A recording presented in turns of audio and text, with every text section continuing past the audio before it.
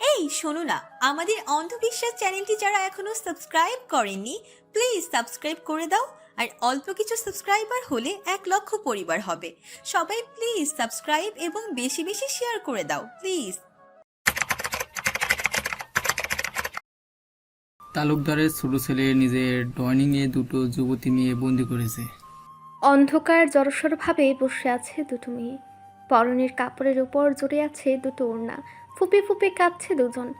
বাইরে এতক্ষণ নিশ্চিত রাত, তাই তো এই বিশাল বড় জায়গাটার মধ্যে থাকা ছোট্ট ওই ফাঁকা দিয়ে কোনো আলোক ছটা আসছে না। এতেই যেন বোঝা যাচ্ছে রাত নেমেছে। মেয়ে দুটোর চোখ ফুলে উঠল, জড়সড়ভাবে বসে ভাঙা গলায় ডাকলো, কেউ আছেন? আমাদের ছেড়ে দিন না, আর কখনো এই ভুল হবে না। আর্তনাদ শোনার মানুষ নেই এখানে।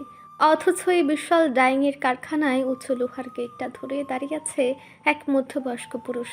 সেই দুপুর থেকে নানান মানুষের হাত পা ধরে বারংবার অনুরোধ করেছেন তার মেয়েদের যাতে এখান থেকে ছাড়াতে তাকে সাহায্য করা হয়, কিন্তু ভয়েও কেউ তার পুরোটা কথা শুনেনি। বরং এক কান দুই কান করে পুরো এলাকায় ছড়িয়ে গেল তালুকদারের ছোট ছেলে দুটো মেয়ে বন্দি করেছে নিজের ডাইংয়ে। সেই দুপুরে তাদের আটক করা হয়েছে। এখন আসার ওয়াক্ত ছাড়ালো, কেউ আসেনি, কেউ না। জামিল সাহেব ডায়াবেটিসের রোগী, হাত পা এখন কাঁপছে।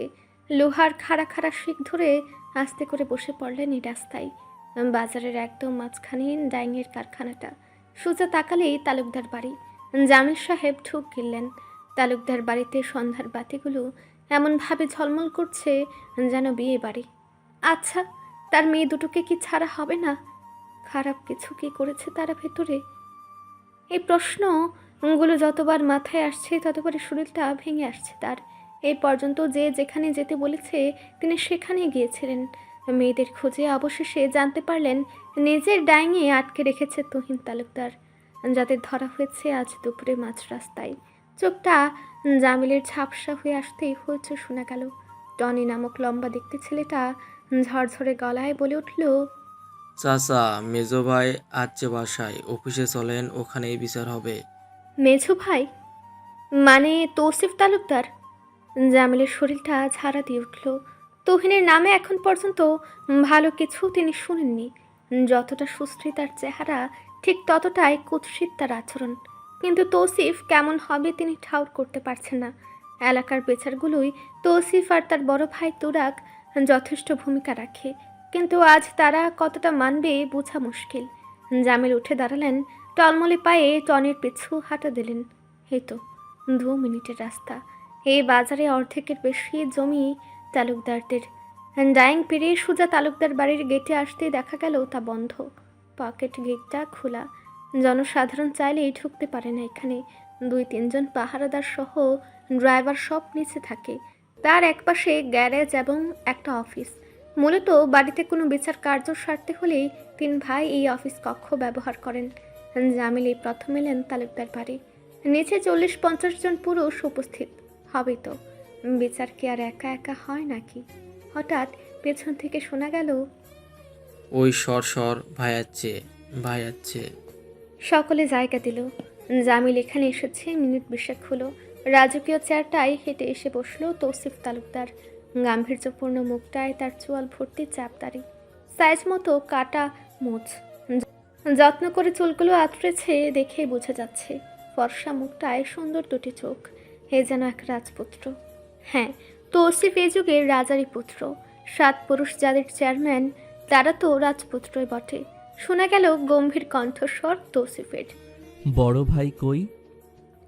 রানী নিচু স্বরে কিছু জানালো। তৌসিফ ইশারায় বলল শুরু করতে। এসব কথা তার শুরু করতে মন চায় না, বিরক্ত লাগে এক প্রকার। রানী বলল, উনি জামিল ভাই, মাইয়া দুইটার বাপ।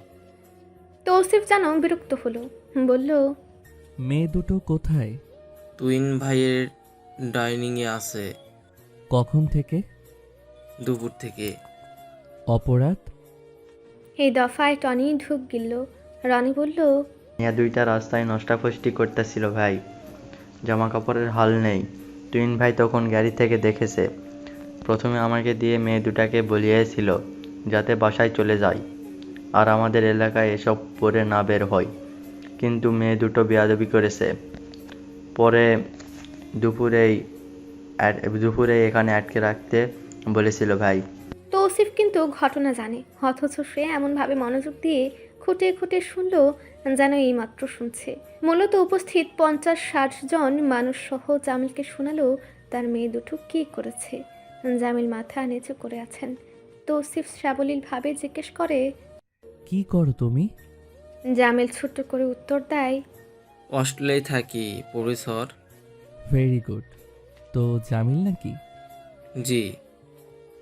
এটা তো বাংলাদেশ। অস্ট্রেলিয়ার সেই সড়ক না, বরং বাংলাদেশের কেরানীগঞ্জের মতো এক জায়গার এক এলাকা এটা। এখানে মেয়ে মানুষ মাথায় মুখে কাপড় ছাড়া বের হয় না সহজে। সেখানে তোমার মেয়ে দুটো যা করেছে তা কি ঠিক হয়েছে? না স্যার, ঠিক হয়নি। আহা, স্যার ডেকো না। বয়সে তুমি আমার বড়, এটা আমার দোষ যে আমি কাউকে আপনি ডাকতে পারি না ততটা। জামিল সহ সকলে চুপ। তৌসিফ জিজ্ঞেস করে। শাস্তিটা কি ওদের প্রাপ্য? জামিল কথা বলে না। তৌসিফ বাকি সকলের দিকে তাকাতেই এক বাক্যের সকলে বলল, যোগ্য শাস্তি একদম। জামিল মাথা নিচু করে আছে। তৌসিফ শুধু বলল, তুহিনের বিচার তুহিন নিজে করে জামিল। ও নেই আপাতত, তাই আমি করে দিলাম। মেয়ে ছাড়া হচ্ছে, সোজা বাড়ি যাও। আর হ্যাঁ, এখানে আমার জায়গায় সম্রাট ভাই থাকলে বিচারটা কি হতো জানোই তো। সম্রাট একটা নাম যা গায়ের লোম পর্যন্ত শিরশির করে দিল। নামটা শোনা মাত্র কেউ কেউ হয়তো প্রচুর ভাবুক হলো। জামিলের শরীর নামটা শুনে দুটো ঝাঁকি মারল। পৃষ্ঠে কোনো কথা না শুনে তৌসিফ নিজ বক্তব্য রেখে উঠে গেল। ডান পাশের সিঁড়ি বেয়ে যাচ্ছে হয়তো। তৃতীয় তলায় তার ফ্ল্যাট। রুমে ঢুকেই টি শার্টটা খুলে ফোন হাতে তুলে তৌসিফ ওপাশ থেকে রিসিভ হতেই চরম এক গালি দিয়ে জিজ্ঞেস করে, কই তুই? মেজি ভাই, বাসায় আয়। সকালে দেখা করছি আমি মেজি ভাই। কোন শালির সাথে আছিস তুই তুহিন? গলায় পাড়া দিয়ে জিভ বের করে ফেলবো আমি। কোন সাহসে তুই মেয়ে আটকাস? আরেকজনের মেয়ের জিম্মাদার তুই। তুহিন চুপ করে আছে।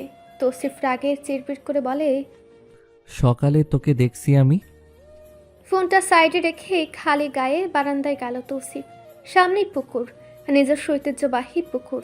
তার মা চাচি গোসল করতো প্রায় সময় এখানে। এখন অবশ্য শুধু মাছ চাষ করা হয়। দূর আকাশে তাকিয়ে রইল তৌসিফ। ডাইংয়ের ওদিকে অনেক মানুষ যেন দুটো মেয়ে না, বরং চরম বিনোদন দেখতে এসেছে।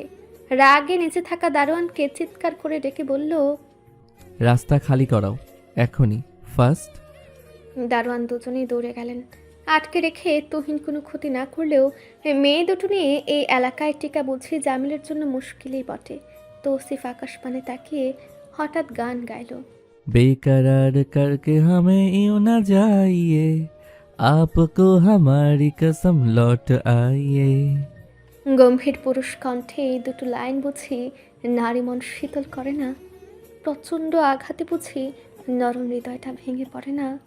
আচ্ছা, সেই নারী কি ফিরেও তাকায় না? তৌসিফ একা একাই হাসলো। উল্টো হয়ে বিছানায় ধপ করে শুয়ে বালিশে মুখ গুজে বিড়বিড় করে বলে উঠল, আমার এই প্রতিটি রাত তোমায় উৎসর্গ করলাম। বিষাক্ত রাতগুলো না হয় তোমার হাসি মাখা মুখ দেখেই ভুলে যাব। রাতের খাবারে বিরাট গন্ডগোল বাঁধল। বাড়ির বড় মেয়ে পৌষরাত মাছ খেতে না পেরে গলায় কাটা আটকে এখন ব্যাঙের মতো লাফাচ্ছে। এদিকে ওর পেছনে সাদা ভাত নিয়ে ঘুরছে চাচাতো ভাই হেমন্ত। তার পেছনে 2 জোড়া জমা চুকি চুকি দিচ্ছে। 1 জোড়া চৈত্র আর জ্যৈষ্ঠ নামক 2জন 16 বছরের তরুণ, অন্য জোড়া 6 বছরের ইনিমিনি। মাঝে বেখাপ্পা পড়েছে পিহা নামের মেয়েটি। না বয়স না জুটি, কোনোটাই বেচারির নেই। 14 বছরের পিহা কাদো কাদো মুখে বোনকে দেখছে। ওইদিকে বড় চাচির সমান তালে চাচ্ছেন পৌষের উপর। হেমন্ত জোর করে মুখে বিরাট বড় এক ভাতের লোকমা ঢুকে দিতেই পৌষের চোখে পানি চলে এলো। গলা দিয়ে ভাত নামছে না, না নামছে কাটা। এদিকে হঠাৎ করে জ্যৈষ্ঠ গিয়ে বিড়াল ধরে নিয়ে এলো। কালো কুচকুচে দেখতে মোটাসোটা এক বিড়াল। বড় চাচি তখন থেকেই চিৎকার করে বলছিলেন, বিড়ালের পা ধরা, তাহলে কাটা নামবে। ইনি মিনি বিড়াল দেখে দুটো লাফ দিল। চৈত্র জ্যৈষ্ঠের দিকে কটমট দৃষ্টি ফেলে বলল, কি রে, তুই বিড়াল আনলি কেন? আবার কাটা যদি নামে। বদল কোথাকার, বিড়ালে পা ধুলে নামবে? পৌষের অবস্থা এদিকে খারাপ। প্রচণ্ড অস্থির প্রকৃতির এক মেয়ে সে। রাতে খায় না সে, অথচ আজ জোর করে খাওয়াতে গিয়ে এই দশা হলো। হেমন্ত সহ চৈত্রকে ধরলো না পেরে পৌষ বিড়ালের পা ধরে কেঁদে ফেললো। কালো বিড়ালটা নিজেই যেন মুসিবতে পড়েছে, আতঙ্কে নড়চড় করছে। মুখ ভর্তি ভাত, গলায় কাটা দিয়ে পৌষ ধরেছে কালো বিড়ালের পা। কাটা তো নামলই না, উল্টো ইনি মিনির চিৎকারে ভয়ে বিড়ালটা দিল এক খামছি। পৌষের হাতে মুখের ভাত সব ছিটকে পড়ল। সবার মাঝে ফুলের মতো হতভম্ব সকলে। বিড়ালটা ফাঁক পেয়ে যান গলার ঘন্টায় নিয়ে লটকে পালালো। ইনি মিনি তুতলানো কণ্ঠে জিজ্ঞেস করে, আপা কাটা নেমেতে? দুটো কথা বলে একসাথে ছাড়া কোনো কিছুই এরা করতে পারে না। শিশুটা সহ এদের একসাথে ধরে। পৌষ ভাবছে ভিন্ন কিছু। কেমন হয় যদি এদের জামাইগুলো এমন জমজ হয়? হঠাৎ পিহা চিৎকার করে বলে, হেমু ভাই, কলা আনি, কলা তো পিচ্ছিল, যদি নামে। ওই না না। বলতে বলতে খ্যাক খ্যাক করে ওঠে পৌষ। বিরক্ত হেমন্তের ধৈর্যে কুলাল না। ঈশ্বরায় শুধু চৈত্র আর পিহাকে বলল পৌষের পা দুটো ধরতে। ধরা মাত্রই বাকি খামছি খাওয়া হাতটা ধরলো ইনিমিনি দুজন মিলে। পৌষ এই দফায় গলা ফাটিয়ে এক চিৎকার দিল, ওরে আল্লাহ রে, আমাকে মেরে ফেললো রে, এতিম রে কেউ বাঁচা রে, ও মোর আল্লাহ গো। যথাসম্ভব চিৎকার আর দেয়া হলো না। গলার মাঝে 2 আঙ্গুল ঠুকিয়ে টেনে কাটা বের করে আনলো হেমন্ত। বিশাল বড় এক কাটা, ভাত দিয়ে নামার মতো ছিল না অবশ্য। যেই না হেমন্ত কাটাটা বের করলো, অমনি গল্লত করে বমি করে দিল পৌষ। নিশানা একদম বরাবর হেমন্তের শরীর। ছিটে ফুটা লাগলো বাকিদের গায়ে। টুকটাক অথচ নাক কুচকালো না কেউ, বরং সবগুলো ভাই বোন চিন্তিত হয়ে গেল। শুধু কেঁদে ফেললো ইনিমিনি। পৌষের গলা দিয়ে বমির সাথে রক্ত চলে এসেছে। কাটাটা বেশ বড় কিনা। চাচি কাটা নেমেছে শুনে রুমে গেলেন। পৌষ শরীর ছেড়ে দিল। পিহা এসেই বোনের মুখটায় পানি দিল। সোফাই লম্বা হয়ে শুয়ে রইল পৌষ। কিন্তু প্রশ্ন হলো কতক্ষণ? এই তো 5 মিনিট। অতপর এক লাফে উঠে জ্যৈষ্ঠের পিঠে দুটো কেল দিয়ে ভাঙা গলায় বলে উঠল, তুই ওই কালা ভোটকা বিলাই কেন এনেছিলি? জ্যৈষ্ঠ দৌড় দিল। হেমন্ত গেল গোসলে। বলা হয় পাগলের নেই মাথা ব্যথা। পৌষ হলো সেই পাগল। কি বলবে, মাত্রই মরার ঘর দেখে এলো। এই অবস্থায়ও চৈত্র বোনের পিছু নিতে নিতে বলল, আপা দুধ খেয়ে নাও আপা, হেমু ভাই বকবে আমাকে তুমি না খেলে। ওরে তোর বকার 14 গুষ্টি।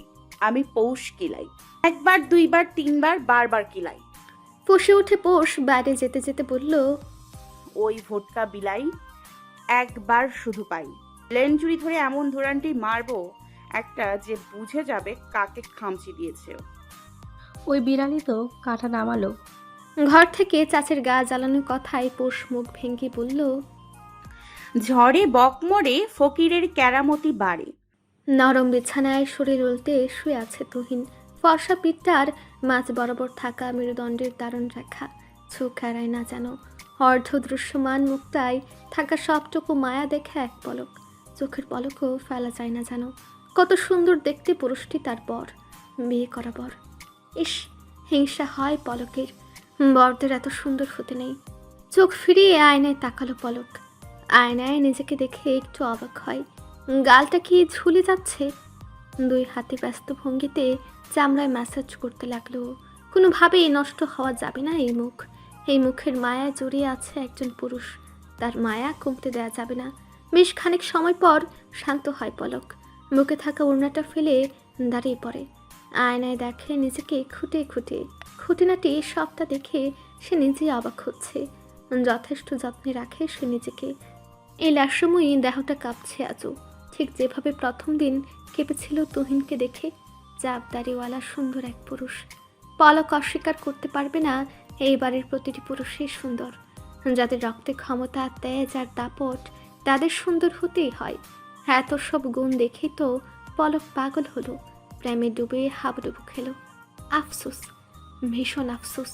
তার হাবুডুবু খেতে খেতে সে এখন মরার পথে, অথচ তুহিন সাঁতরে যাচ্ছে। আচ্ছা, সে কি ভুলে গেল তুহিন ছাড়া একা সত্রে যে পলক নামক এক বোকা মেয়েটা কোনো কুল পাবে না। কেন একসময় তার প্রেমে পাগল থাকা তুহিন এখন নেশায় ডুবে থাকে? পলকের মাঝে ডুবার মতো কি কিছুই অবশিষ্ট নেই? পলক কি তবে সমুদ্র থেকে নর্দমা হয়ে গেল? পলক তো কোনোভাবেই ছাড়বে না তুহিনকে। প্রয়োজনে সমুদ্রে থাকা তিমি থেকে তুহিন এই নর্দমার মাগুর মাছ হোক, তবু তার স্থান একমাত্র পলক হোক। জান। ধক করে ওঠে পলকের বুকটা। এই ডাকটা তুহিন কেন ডাকছে? সে যদি আজও তুহিনের জান হয়ে থাকে, তাহলে কেন সে পলক বাদে অন্য কারো মাঝে ডুবে যাচ্ছে? ঘুম জড়ানো এই তো পলক সহ্য করতে পারছে না, তার বুক ফেটে কান্না পাচ্ছে। ঘুম জড়ানো এই পুরুষ কণ্ঠ এড়িয়ে যাওয়ার সাধ্য তার কেন? কোনো নারীরই বোধ হয়নি। কোনো রূপ সারা না পেয়ে পুনরায় ডাকলো তুহিন। জান। কাম হেয়ার না জান। পলক থাকতে পারল না, তাড়াতাড়ি উঠে কাছে এলো। তুহিন হাতটা বাড়িয়ে টেনে বসালো ওকে নিজের কাছে, মাথাটা তুলে দিল পলকের কোলে। পলক নির্দ্বিধায় হাত রাখে তুহিনের চুলে, সিল্কি নরম চুল। তুহিন হালকা স্বরে আবদার করে, টেনে না দাও। বলে কোলের দিকে মুখটা গুজে দিল। পলক চুলগুলো মুঠ করে টেনে দিতেই আরামে গঙ্গে ওঠে তুহিন, আর একটু ঠেসে শুয়ে থাকে। পলক অপলক তাকিয়ে রয় তার পিঠের দিকে, সেথায় লাল লাল দাগের চিত্র, যার কর্মকারে একমাত্র পলক। পলক আস্তে করে ডাকে, হুম। পলক কথা বলে না, কথা তার মুখ দিয়ে বের হতে চায় না। কথাগুলো গলা পর্যন্ত সে দলা পাকিয়ে কেমন জানি জটলা বেঁধে আছে। ঝোঁক গেলেও তা থামাতে পারে না পলক, বরং কণ্ঠে আটকানো কথা তার চোখের পানি বেয়ে টপ টপ করে পড়ে। না দেখেও তা ঠাউর করে তুহিন। অস্পষ্টভাবে জিজ্ঞেস করে, কাঁদছো? পলক উত্তর করে না। তুহিন শরীর উল্টে সোজা হলো, টেনে টুনে চোখ খুলছে সে। পলক তাকে রয় উড়পানি। তাকে এত বোঝার মানুষটা হঠাৎ করে হারিয়ে গেল যেন। নেশার দাপট এখনো কি এতটাই তীব্র যে সে চোখ মেলার শক্তি পাচ্ছে না? তুহিন হাত বাড়িয়ে গাল ছুঁয়ে দিল ওর, আস্তে করে বলল, আর খাবো না, কেঁদো না। এই এক কথা তুহিন কত বছর বলছে, পলকের স্মরণে আসে না। মানুষ পটে তার ঝাপসা প্রেম সময়ের ধুলো জমতে জমতে আস্তরণ পড়েছে মনের ডায়েরিতে। এখন পৃষ্ঠা উল্টালেই হাত ময়লা হচ্ছে। পলক আস্তে করে শুধু বলল, ওই মেয়ে দুটোর সাথে কি করেছিলেন আপনি? কোন মেয়ে? তুহিন অবাক স্বরে জিজ্ঞেস করে, যাদের গতকাল মিলে আটকে রেখেছিলেন। কিছুই তো করতে পারলাম না, মেজ ভাই ছেড়ে দিল। করার ইচ্ছে ছিল? করতাম মানে? টানা 3 দিন না খাইয়ে আটকে রাখতাম, বুঝতো মৃত্যুর স্বাদটা আসলে কেমন। স্বাদ তো মানুষ ভেদে ভিন্ন হয়, কারোর জন্য মিষ্টি আবার কারোর জন্য তেতো। আমার জন্য কিন্তু ভিন্ন। মানে? মানে নেই কোনো। আমার জন্য মৃত্যু হচ্ছে মুক্তি। আমার থেকে? হুম, নিজের দেহ থেকে নিজের মুক্তি। তুহিনের বুক তখনও এলোমেলো ছন্দে চলছে। ফোনের শব্দে তার ধ্যান ভাঙে। মেছো ভাই লেখা দেখে সামান্য চমকে ফোন তুলতেই অপর পাশ থেকে বেশ জঘন্য এক গালি এলো। তৌসিফ শুধু বলল, উপরে আয়। গায়ে টি শার্ট না দিতেই যেতে নিতেই পলক বলে ফুটল, আসতে যাও, চোখে দেখবে না, না হয়। তুহিন কিছু বলতে গিয়েও থামে, চপল পায়ে ছুটে দোতলায়। তৌসিফ ওকে দেখেই উঠে দাঁড়ালো, সোজা গিয়ে টি শার্টের কলার ধরে বলল, সাহস খুব বেড়েছে, নেশাখোর কোথাকার। ভাই। বাসায় এসেছিস কখন? ভোরে। এখন সময় কি? সকাল। উত্তরে অবশ্য জোর নেই। তৌসিফ ওর বুকে ধাক্কা দিয়ে বলল, দুপুর এখন। নেশাখোরের মতো উলট পালট উত্তর দিবি না খবরদার। সোজা গোসল করে পার্টি অফিসে যা। ক্ষুধা লেগেছে, খেতে দাও কিছু। গুলি খা দুটো, দিব? তুহিন চোখ ডলে হাসে, বলে, না, বউকে অনেক ভালোবাসি তো, এখন মেরো না ওকে। তৌসিফ গম্ভীর হলো। তুহিন টলমলে পায়ে বেরিয়ে গেল। তার ধারণা অনুযায়ী পলক খাবার নিয়ে বসে আছে। তুহিন গোসলে যেতে যেতে বলল, জান, হেল্প মি আউট। পৌষের কণ্ঠে বাইক চালু দিতে গিয়েও থেমে গেল আদিত্য। পৌষ দৌড়ে আসছে, ভার্সিটির মাঠ থেকে দৌড়ে এসেছে ও। আদিত্য হেলমেট খুলে হাসি মুখে তাকালো পৌষ দম ফেলারও সময় নিল না, একদমই বলতে লাগলো, কোথায় যাচ্ছ? এই, তোমার ছোট চাচ্ছু নাকি কাল দুটো মেয়ে আটকে রেখেছিল? আমি ওখান দিয়ে কাল পিহাকে নিয়ে একটু মার্কেটে যাচ্ছিলাম, তখন একটা লোককে দেখেছিলাম। কি করেছে মেয়ে দুটোকে? আদিত্য এত এত কথায় থমকালো, কথা গোছানোর সময় পেল না। পৌষ আবার বলল, কি হলো বলো। আর হ্যাঁ, তোমার বাবাকে নাকি বালিকা বিদ্যালয়ের সভাপতি করা হয়েছে, কিন্তু আগের সভাপতি তো এখনো আছেন, উনি তো বাতিল হননি, তাহলে কিভাবে কি হলো? আদিত্য এই দফায় হেসে ফেলল, লম্বা চিকন শরীরটা হাসির দরুন কাঁপছে। পৌষ কড়া রোদে দাঁড়িয়ে আছে, চোখে মুখে ভীষণ প্রশ্ন, উত্তরগুলো তার কাছে নেই। আদিত্য হাসি থামাচ্ছে না দেখে পৌষ ছটপট করে বলল, যেমন হাসে, হাসিলে হাঁস কাউয়ায় খায়, যেমন হাসে যেজন হাসে সেজন কুত্তা খায়।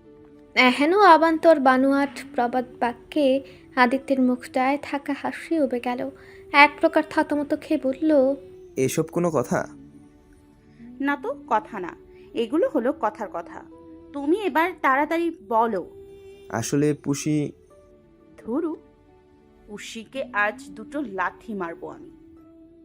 শালা আমাকে কাল রাতে খামচি দিয়েছে, কল্লা বুটকা বিলাই একটা। খামসি দিয়েছে? বিড়াল কিভাবে? সে এক গ্রীষ্মের কাহিনী। আদিত্য, এখন তুমি প্রশ্নের উত্তর দাও। গেল তো আদিত্য চুপ করে। এই মেয়ের সাথে কথায় সে কেন, বড় বড় উকিলরা পর্যন্ত বোধহয় হেরে যাবে। এই পৌষ আবার গর্ব করে বলে, আছে এক চাপা, যত পারি নাড়িয়ে যাই, যার চোপা নেই সে বোবা। চোপা করা একটা ট্যালেন্ট, আর ট্যালেন্টেই দেখাতে হয়, কেয়া পাতা কাল হো না হো। ওর কথা মনে করতে করতে আদিত্য বলল, ছোট চাচ্ছু আটকে ছিল, কিন্তু মেজো চাচ্ছু ছেড়ে দিয়েছে। ও হ্যাঁ, আব্বুকে সভাপতি করার প্রস্তাব তো আগেরই কথা। মাঝখান দিয়ে রাজনৈতিক কোনো এক কারণে আব্বু সভাপতি হতে পারেনি। তাছাড়া বংশ পরম্পরায়ও আমাদেরই হওয়ার কথা। সম্রাট চেয়ারম্যানই তো সভাপতিত্ব করেছেন। পৌষের চোখে ভেসে ওঠে মান্নার চেহারা, মাথা ভর্তি ঝাঁকড়া চুল, ক্লিন শেভ করা, উঁচা লম্বা এক পুরুষ, যে কেউ দেখলে সম্রাট চেয়ারম্যানকে এক বাক্যে বলতো নায়ক মান্না। পৌষ তাকে দেখার জন্য কত কাণ্ডই না করেছে। এলাকায় বছর বছর পোস্টার টানানো হয়। পৌষের সংরক্ষণে আপাতত একটা ছেঁড়া পোস্টার আছে। ভেবেছে আজ রাতে আরেকটা পোস্টার ও চুরি করবে।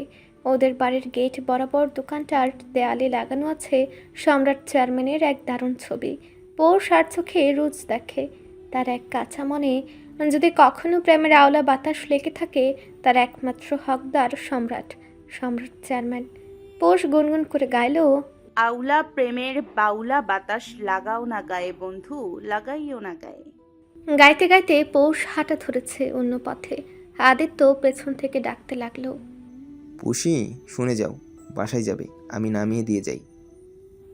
পৌষ কপাল কুচকে পেছনে তাকিয়ে বলল, তোমার সাথে যাই, এরপর তোমার চাচা নিজের ডাইনিং নামক আয়না ঘরে আমাকে আটকে রাখুক। আদিত্য ফিক করে হেসে ফেলল, বলল, বাজারে যাব না তো? বাসে যাব আমি। গুলিস্তান পর্যন্ত চলো। প্রশ্নই ওঠে না, তোমার বাইক চালানো সুবিধার না। আর হেমু ভাই আসবে আজ রাজধানীতে। গেলাম, টাট্টু বাট্টু। তাই ট্রু বাট টু, এই অদ্ভুত শব্দ ব্যবহার করে একমাত্র পৌষ বিদায় দেয়। আদিত্যের ভীষণ হাসি পায়, কিন্তু মজাও লাগে। তাদের প্রথম পরিচয়টা অবশ্য মজার। পৌষের ভাষায়, শত্রুর শত্রু পরস্পর বন্ধু, তাই আমরা বন্ধু। ওদের একমাত্র শত্রু ছিল ক্লাস 10 থেকে ইন্টার পর্যন্ত পড়ানো এক স্যার।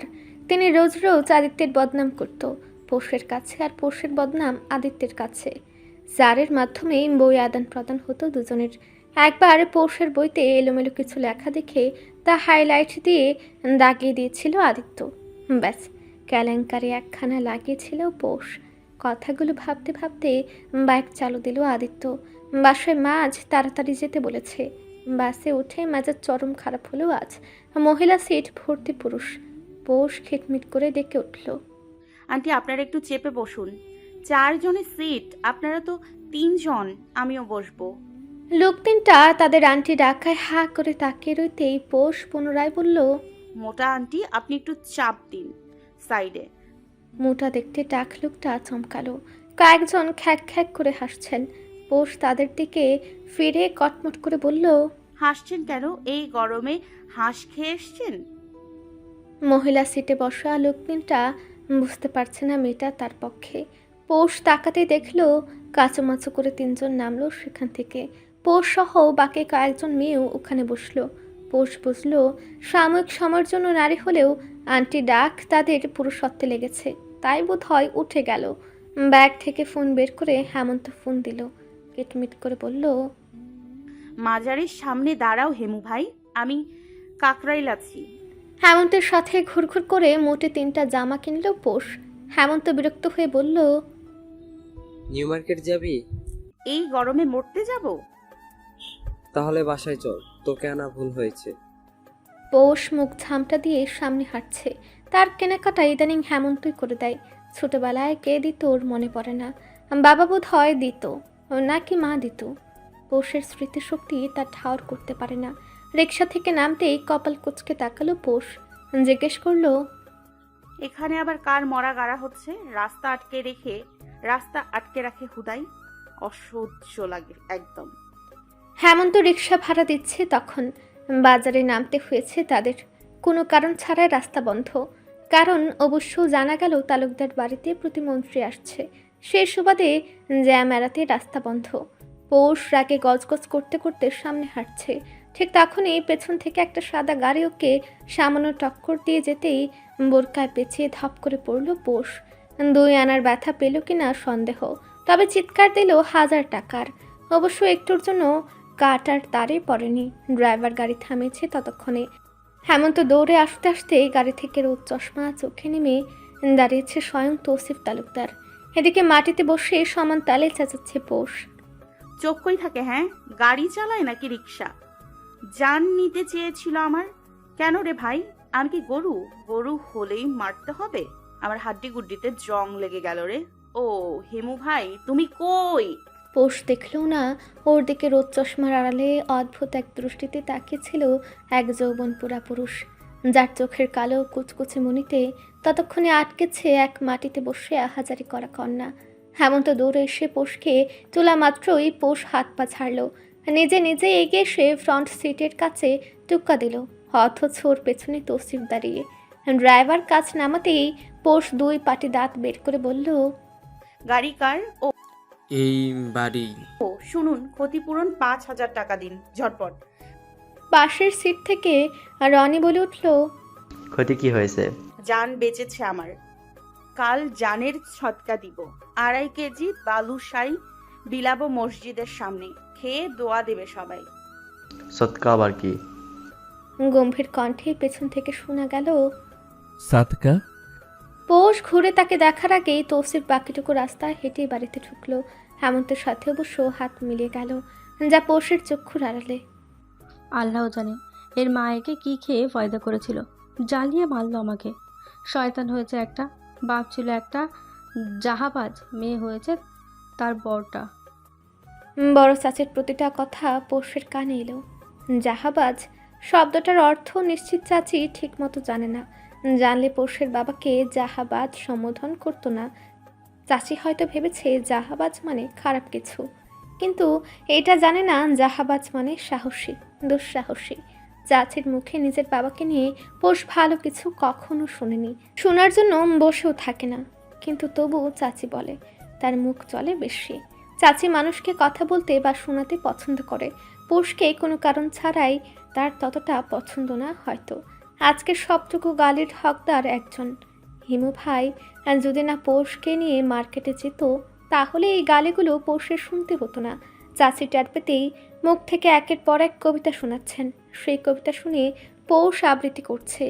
দর্শক প্রাণী অবলা, তারা আবৃত্তি দেখে মুখ চেপে হাসছে, ইনি মিনি হাততালি দিচ্ছে। জ্যেষ্ঠ প্যাটে হাত চেপে হাসতে হাসতে বলল, আপা একদম সেই হয়েছে কিন্তু। পৌষ দাঁত বের করে হাসছে। পাগলের মাথা ব্যথা নেই। পৌষ সেই পাগল যাদের মাথা ব্যথা থাকতে নেই। পিহার মুখটা সামান্য গোমরা। বড় চাচি আপাকে এইভাবে যখন বকে, তখন পিহার কান্না পায়, বুক ফেটে আসে কান্না। অথচ পৌষ আপা এসবে পাত্তা দেয় না, এখনও দিচ্ছে না, হাসছে শুধু। হেমন্তের কানে এসব ঢুকলে বাড়িতে ছোটোখাটো একটা ঝড় বয়ে যাবে। কিন্তু পৌষ সে থেকে হেমন্তকে বিচার দেবে না। দু একদিন পর কোনোভাবে হেমন্তের কানে গেলে ঝামেলাটা হয়। বড় চাচির কথা, তার ছেলের সব টাকা নাকি পৌষ আপা খেয়ে ফেলে। শুধুমাত্র মার্কেটে যাওয়াতেই আজ বেজায় রেগেছেন তিনি। ইনি মিনি কুট্টি কুট্টি দাঁত বের করে বলল, আপা খাবো। গিয়ে খেয়ে নে, তুমি? পরে খাবো।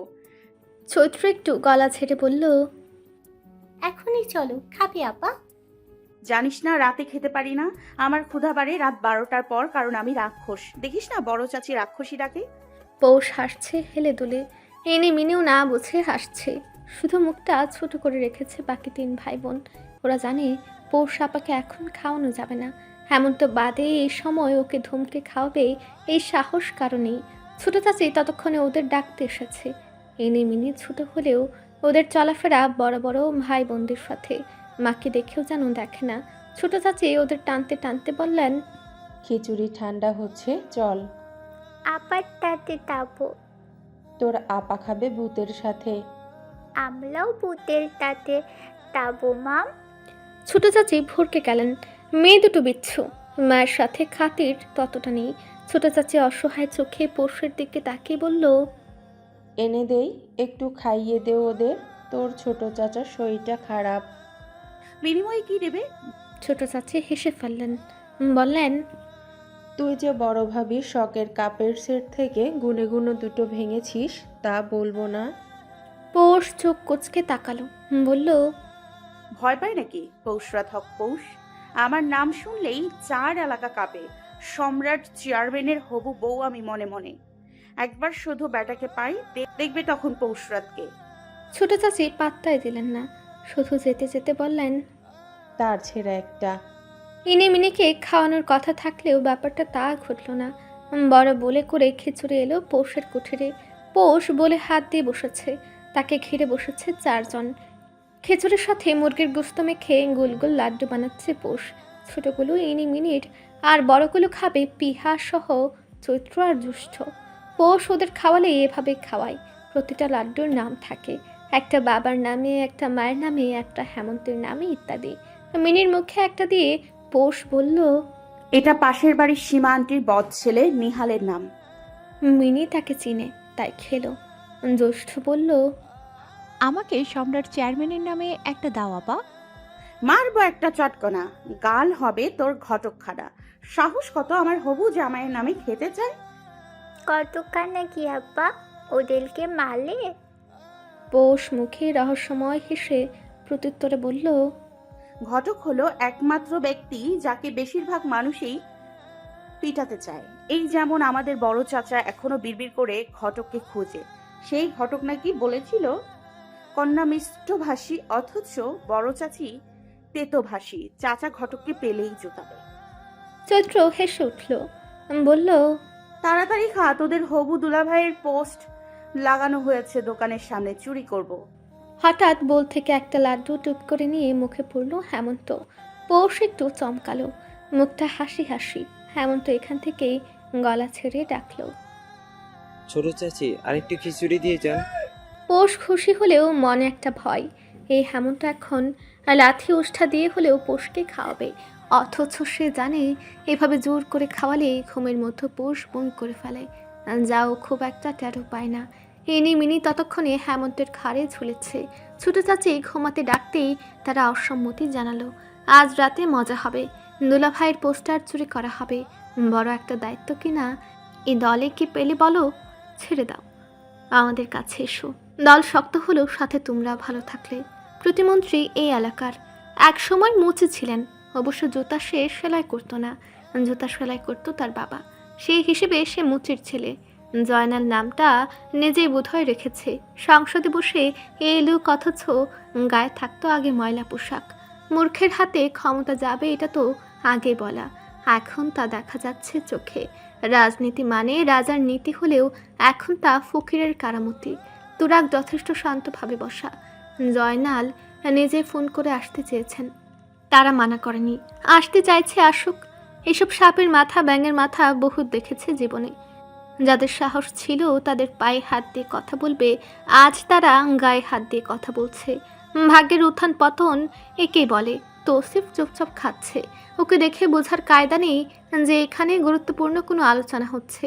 তাদের সরাসরি প্রস্তাব দেয়া হচ্ছে দল ছাড়ার। তুহিন কটমট দৃষ্টি ফেলে তাকিয়ে আছে।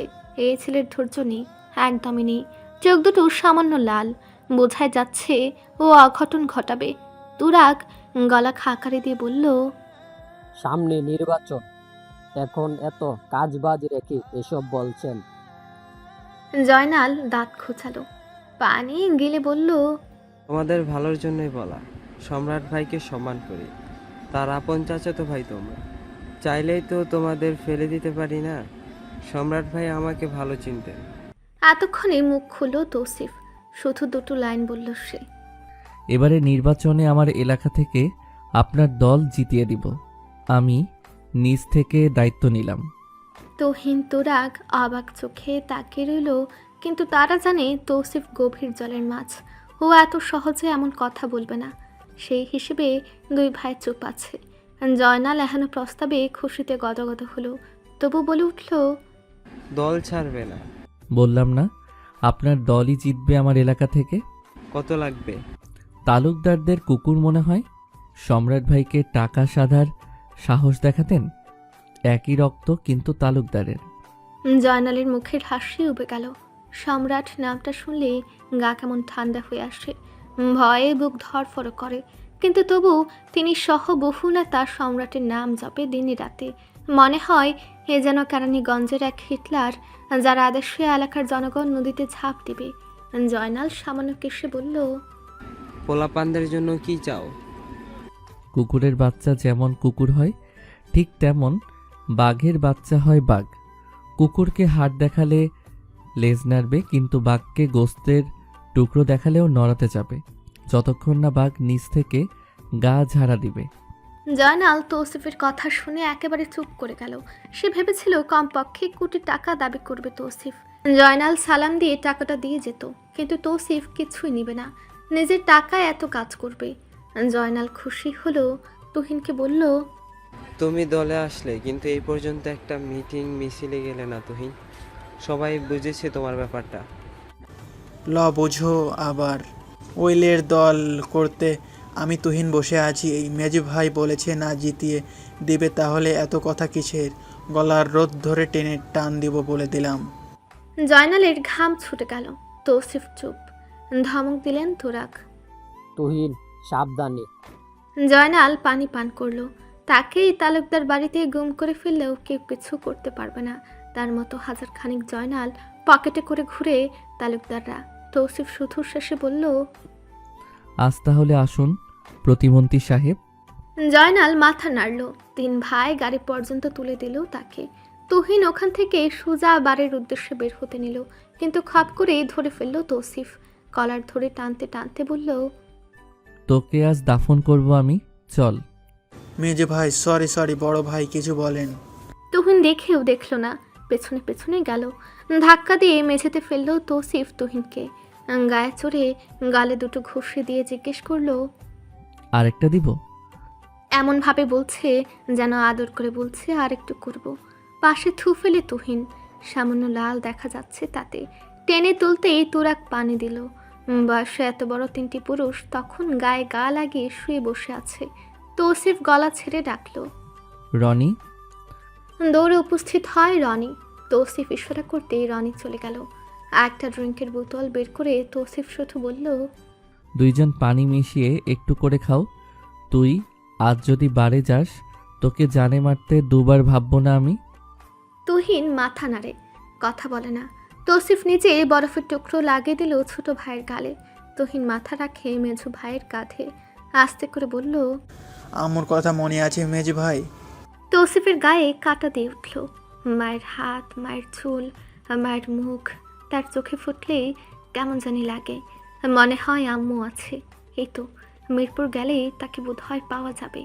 রাত বাড়তেই পৌষ হেমন্তের চোখ ফাঁকি দিয়ে বের হলো। ইনি মিনি ভেতরে পাহারা দিচ্ছে। পিহা মাঝপথে জ্যৈষ্ঠ আর চৈত্র পৌষের পেছনে।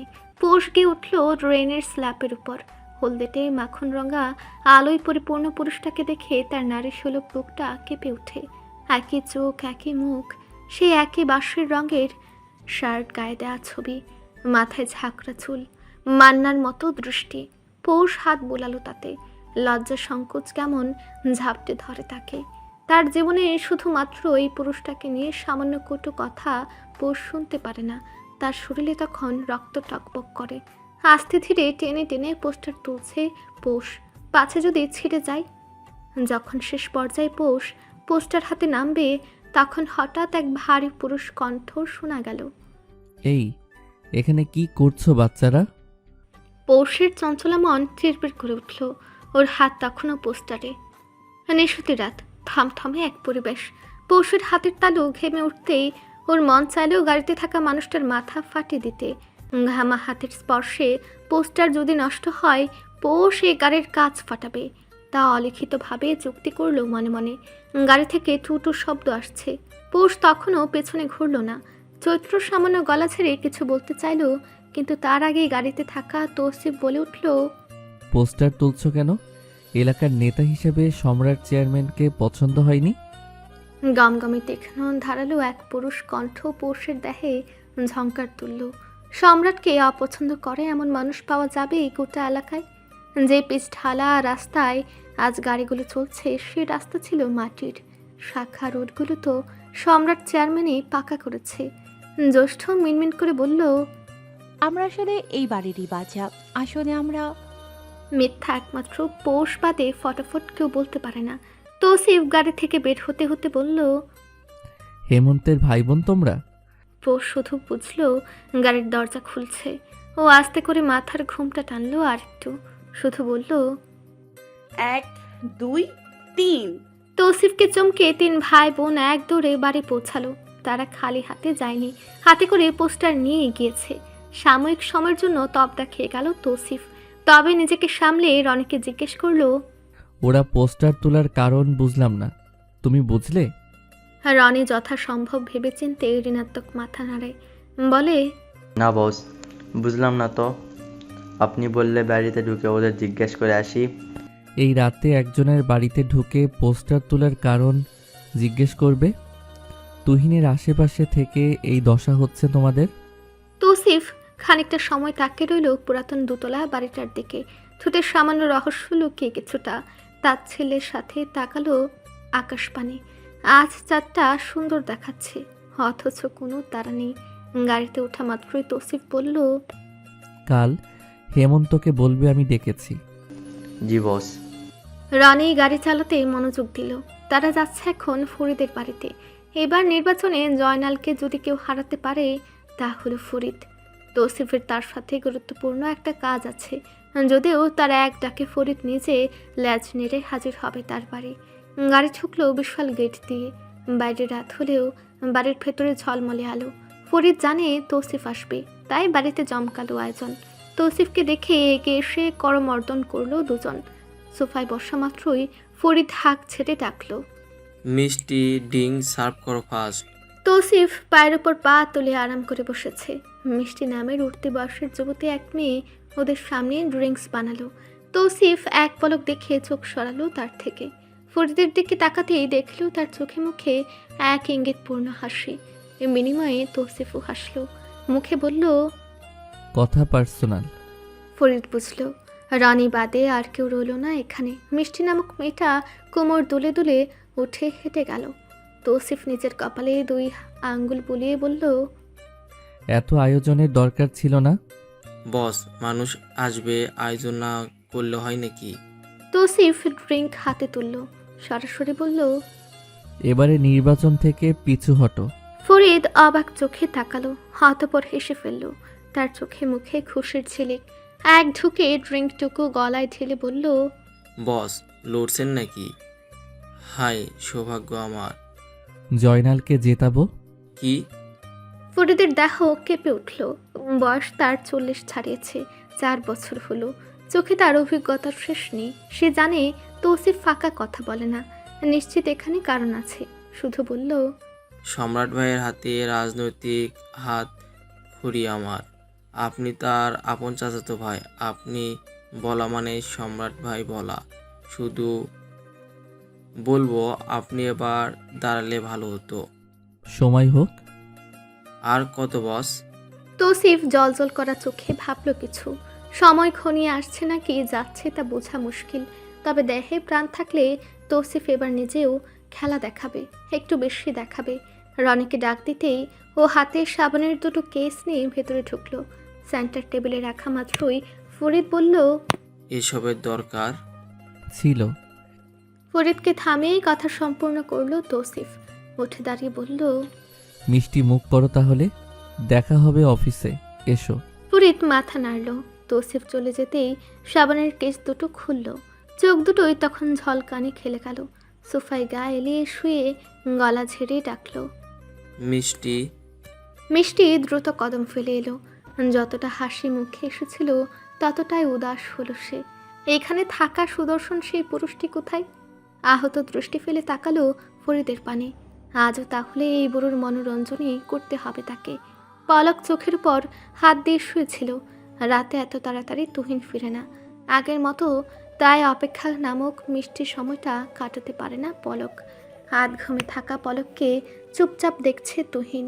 আধ ঘন্টা ধরে দেখেই যাচ্ছে, ঠোঁট কামড়ে ধরে বিশ্লেষণ করছে তার খাটে ঘুমন্ত পরিটাকে। বহু বিচার বিশ্লেষণ শেষে সে চূড়ান্ত সিদ্ধান্ত নিতে পারল না।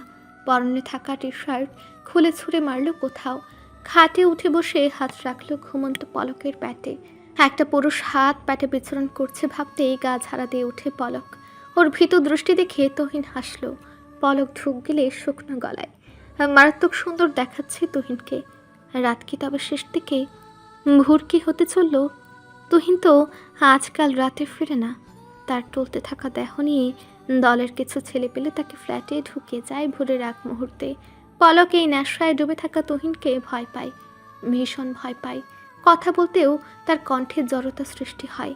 তবু পলক জিজ্ঞেস করল, খাবার দিব? ক্ষুধা পেয়েছে। তুহিনের মুখটা তখনও হাসি হাসি। সে খাবারের প্রসঙ্গে না গিয়ে বলল, তুমি ভয় পেলে কেন পলক? আমি ছাড়া আর সাধ্য তোমাকে ছুঁয়ে দিবে? কারো সাধ্য নেই। তাহলে ভয় পেলে যে? মনে হলো আমি একটু আগেই বিছানায় এলাম, ভোর হতে চললো, বুঝতে পারিনি তাই। মনে হওয়াটাই ঠিক। পলক রুমে থাকা বড় ঘড়িটার দিকে তাকালো। রাত মাত্র 2টো। পলক চুপ করে গেল। তুহিন তাড়াতাড়ি ফিরলেও নেশা না করে ফিরেনি। তার মুখ থেকে গন্ধ আসছে মদের। তুহিন সামান্য এগিয়ে সে পুনরায় হাত রাখে পলকের পেটে। হালকা স্বরে ডাকে, পলক, মুটিয়ে যাচ্ছ জান? পলকের মন চাইলেও কেঁদে ফেলতে। সে নিজেই জানে না সৌন্দর্য কতদিন ধরে রাখতে পারবে, কতদিন বাধা থাকবে তুহিন। নেশায় আসক্ত মানুষ কখনোই নারীর টান বাদে থাকে না। পলক খোঁজ খবর যতদূর নিয়েছে, তুহিন এখনো সেই পথে পা রাখেনি। কিন্তু কতদিন? ও বেটি ব্যস্ত হয়ে হড়বড়িয়ে বলতে লাগলো, বিশ্বাস করো আমাকে, আমি বেশি খাই না, আমি অল্পই খাই। রাতেও খাই না, সকালেও খাই না, মাঝে মধ্যে বিকালে খাই। তুমি কি বিশ্বাস করছো না? আমি প্রমিস করছি দুপুরেও খাবো না, সত্যি বলছি। তুহিন তাকিয়ে আছে এক দৃষ্টিতে। পলক ততক্ষণে আয়নার সামনে গিয়ে জামা তুলে প্যাট দেখছে।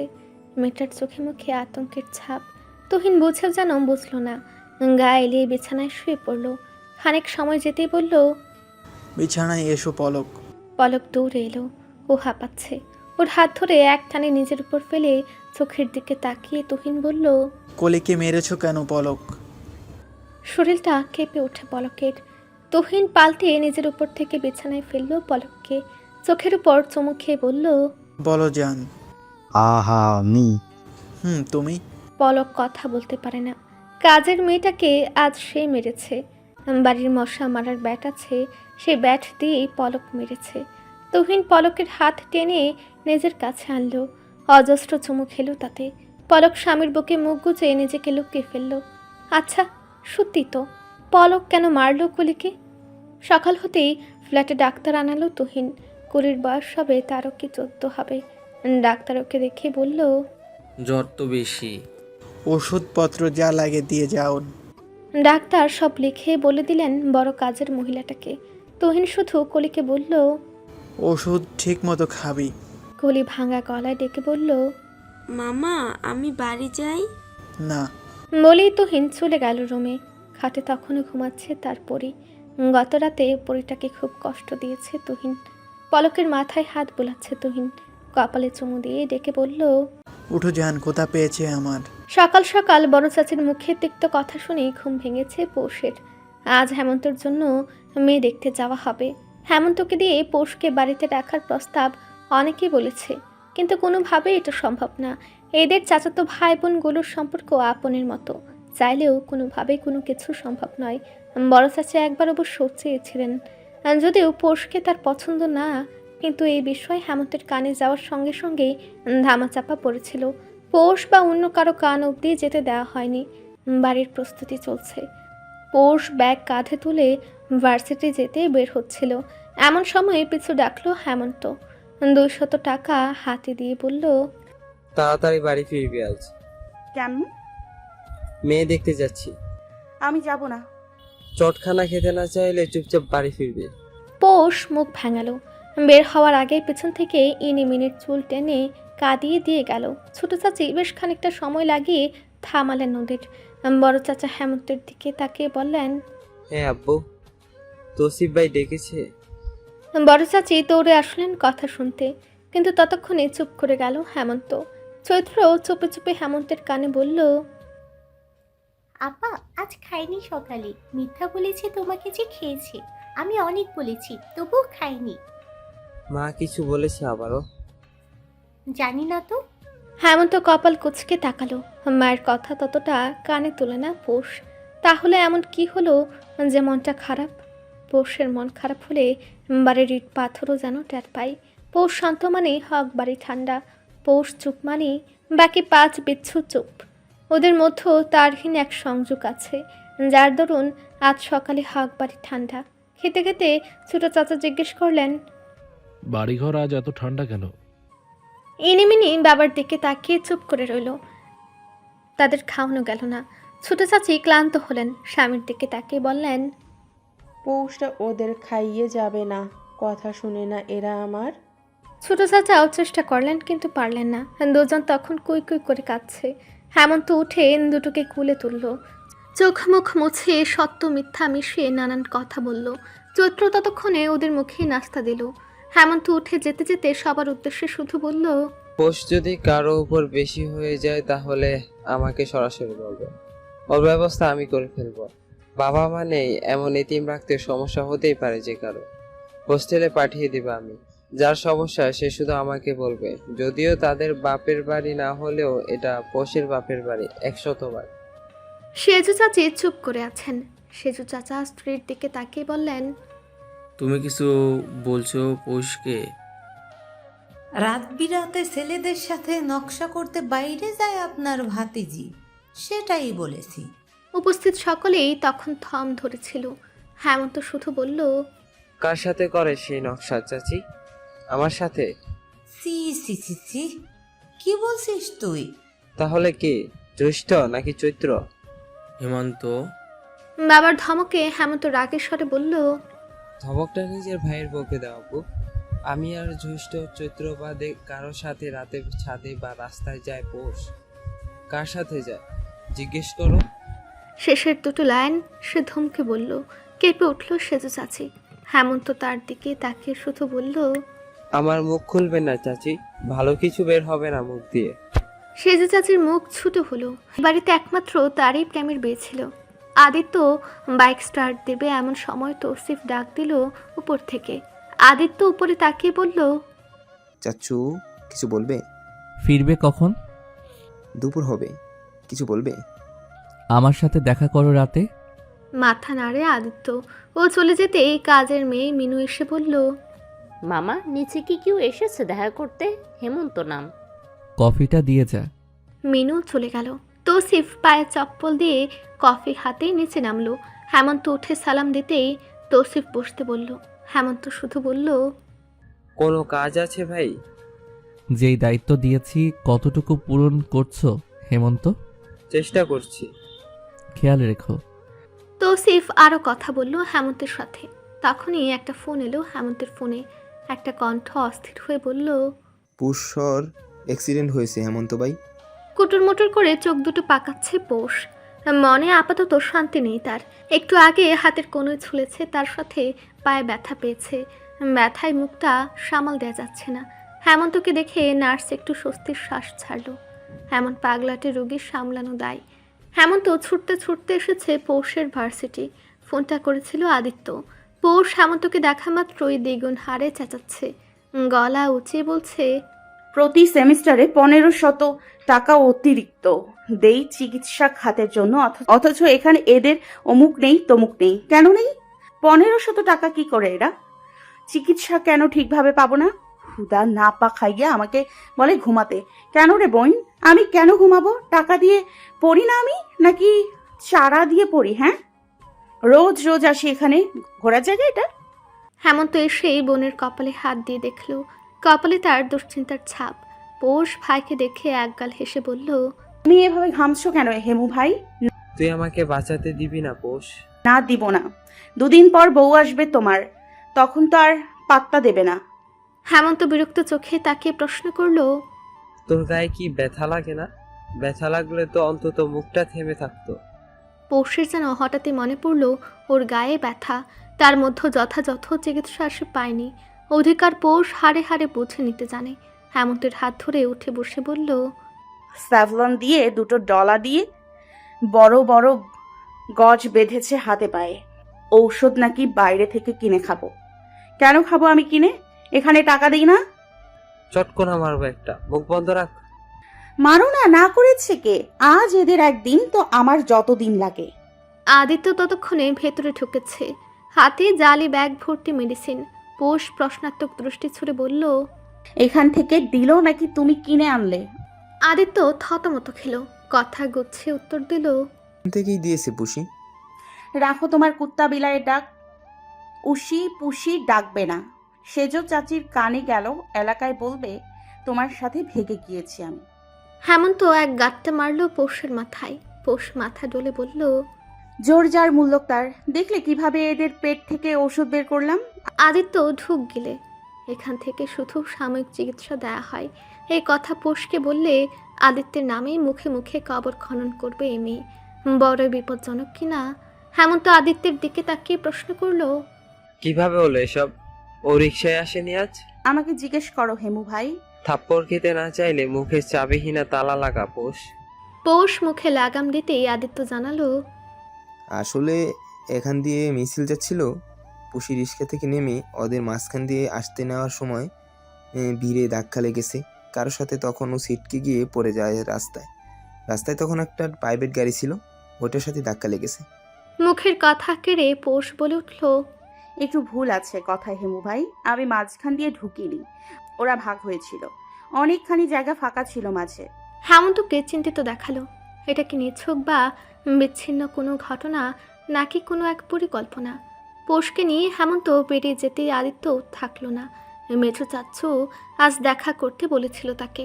আদিত্যকে অফিসে ঢুকতে দেখেই তৌসিফ চোখ না তুলে জিজ্ঞেস করলো, এত দেরিতে আসলে? আসলে চাচু, আমার এক ফ্রেন্ডের অ্যাক্সিডেন্ট হয়েছিল, তার সাথে ছিলাম। তৌসিফ ছুট্টি করে উচ্চারণ করে বলল, এখন ভালো আছে? মোটামুটি। আদিত্য তৌসিফের বরাবর বসলো।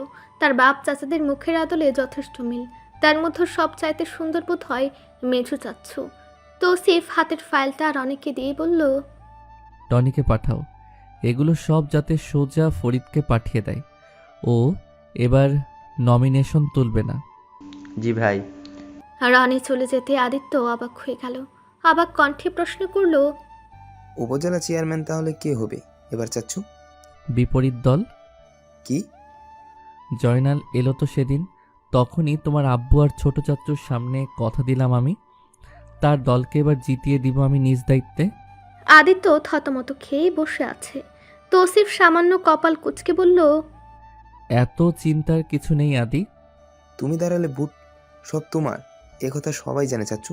এবার তুমি দাঁড়ালে তো হতো না? তৌসিফের দৃষ্টি তীক্ষ্ণ, তীর যেন নিশানা বরাবর তাক করা।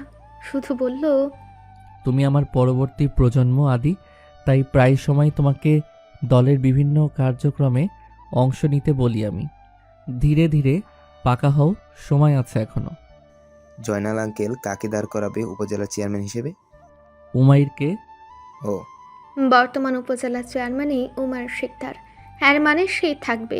তাদের পাশের এলাকার এক বখাটে ছিল এই উমায়ের। লেখাপড়াটা ছুটেছে সেই শৈশবে। আদিত্য তখন ছোট। শুনেছে সম্রাট চাচুর সাথে দেখা করতে এসেছিলেন 3 জন সংসদ সদস্য সহ গণ্যমান্য ব্যক্তিবর্গ। ফিরতি পথে উমায়ের তাদের গাড়িতে বোমা মেরেছিল। যদিও কেউ আহত হয়নি, কিন্তু সেই এক বোমা কপাল খুলে দিয়েছিল সেই বখাটে উমায়ের। বিপক্ষের দল তখন তাকে ডেকে নিল নিজেদের কাছে। 2008 সালে যখন সেই দল ক্ষমতা লাভ করলো, তখন গা ঝাড়া দিয়ে উঠল উমায়ের।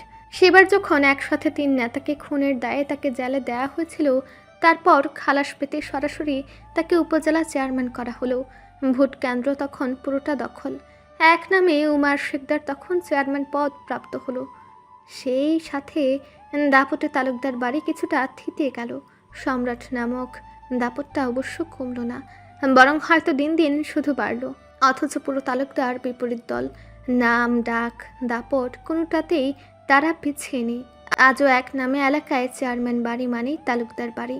যদিও তালুকদার বাড়ি এয়ারপোর্ট থেকে শুধু হারিয়েছে, কত কত বিষাক্ত রাত পার করেছে।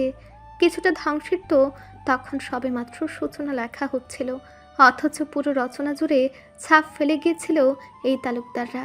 সেই ছাপের অস্তিত্ব এলাকার রাস্তা থেকে শুরু করে কত শত নির্মাণ। তৌসিফ আদিত্যের দিকে তাকিয়ে বলল, নিয়মিত ভালোবাসার গল্প শুনতে এবং পড়তে আমাদের অন্ধবিশ্বাস চ্যানেলটি সাবস্ক্রাইব করে পাশে থাকা বেল আইকনটি ক্লিক করুন। ধন্যবাদ সবাইকে।